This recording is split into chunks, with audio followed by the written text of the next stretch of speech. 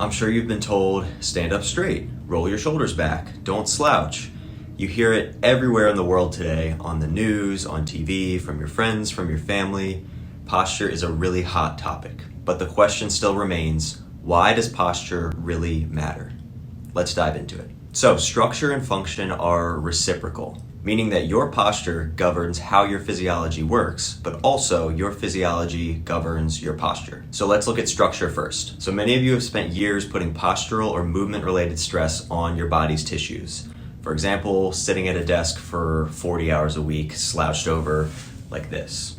So the first issue with this is that this is our body's stress or startle response. Your body's most vulnerable, important pieces are along the front of us, so when we're stressed out or in a stressful situation, we naturally want to do this to protect ourselves. Well, when we spend years upon years sitting in that position, it begins sending a message to our body that we're in a constantly stressful situation, which then leads to emotional issues and issues with your function and your physiology. Your body systems can only survive for so long in that constant stress mode. From a physical perspective, tissues on the front of your body get locked short and tissues on the back of your body get locked long.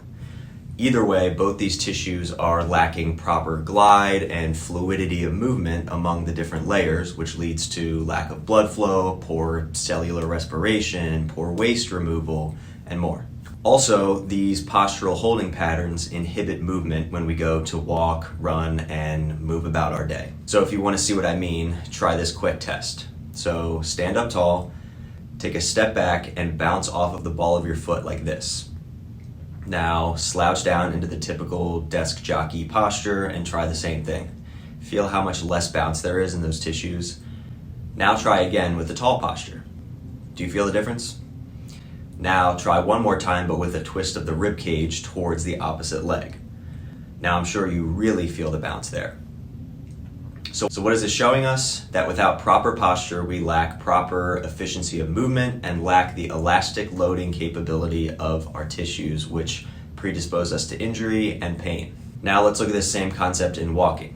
So due to the shoes we wear, the way we live our lives, lots of us walk with our pelvis first and our rib cage behind us, efforting with our quads to pull our legs out in front of us like this.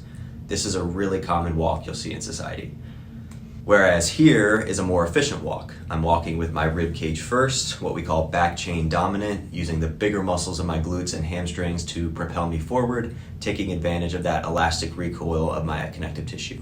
So one of those leads to pain and injury. The other one leads to resistance and longevity. Now let's look at function or physiology. Poor posture can often mean poor physiology when your body is under stress internally from the food you eat, toxins, poor detox pathways. It will do whatever it thinks it needs to do to survive. So like we said before, this typically means bringing the head forward and shortening the front of the body to protect those stressed out organ systems. It might even mean bringing the upper ribs back to protect the spine, the heart, and the lungs. A classic example of this is looking at a depressed person. They typically walk around with a sunken head, kind of curled up, closed off, whereas a non-depressed person typically presents as more open, taller, less closed in. So, as you can see, posture can both determine a lot about a person and tell us a lot about what may be going on inside the body. Your posture is literally who you are, it's how people perceive you, and it's why you can recognize a friend from a mile away when they're just walking down the street or standing there. And our society is not very posture or health forward. We put convenience and productivity above everything else at a significant cost to our bodies. And we need to start taking our structure and our function first and getting back to our optimal blueprint of health and longevity.